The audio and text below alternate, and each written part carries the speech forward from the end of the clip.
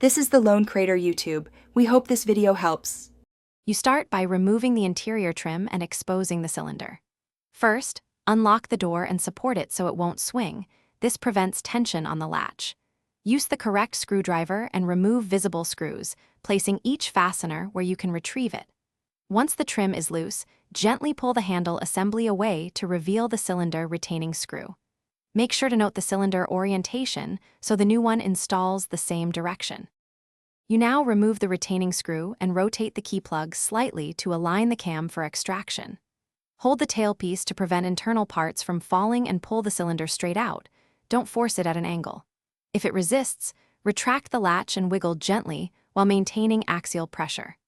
Once free, compare the old cylinder's cam and tailpiece with the replacement to verify match. Inspecting these parts explains many alignment and operation failures. You insert the new cylinder in the same orientation, aligning the cam and tailpiece before pushing it fully home. Once seated, reinstall the retaining screw snugly, but avoid over-torquing. Then reattach interior trim and fasteners evenly so components sit flush. Test the lock through 5 to 10 full cycles with the door open and closed. This confirms smooth engagement and latch alignment. If the key sticks or the latch fails to catch, ensure the cam orientation.